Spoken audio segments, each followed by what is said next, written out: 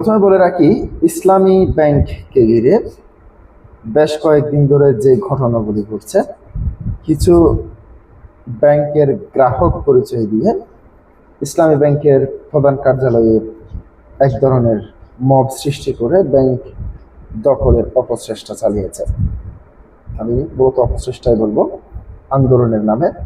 এর আগে আমরা দেখেছি 5 আগস্টের পরবর্তী সময়েও কিভাবে ইসলামী ব্যাংকে একটি মহল দখল করে নিয়েছিল।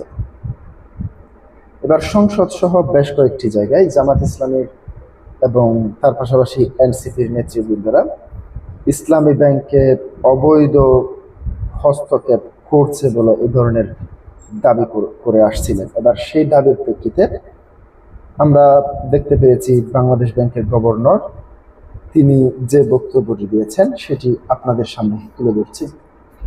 ইসলামী ব্যাংক বাংলাদেশ পিএলসিতে সম্প্রতি চেয়ারম্যান এবং এমডি পদায়ন ইস্যুতে আন্দোলন ও পাল্টাপাল্টি অভিযোগের প্রেক্ষাপটে বাংলাদেশ ব্যাংকের গভর্নর মোহাম্মদ মোস্তাকুর রহমান বলেছেন, ইসলামী ব্যাংক বাংলাদেশ পিএলসিতে সরকার কোনো অবৈধ হস্তক্ষেপ করেনি।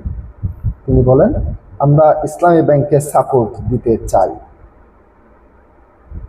ব্যাংকটিতে স্থিতিশীলতা ফেরাতে দ্রুত বিভিন্ন পদক্ষেপ নেওয়া হয়েছে। শুক্রবার 12 জুন রাজধানীর ওসমানী স্মৃতি মিলনায়তনে অর্থমন্ত্রীর প্রস্তাবিত 2026-27 অর্থ বছরের বাজেট পরবর্তী সংবাদ সম্মেলনে সাংবাদিককে এক প্রশ্নের জবাবে তিনি একথা বলেন।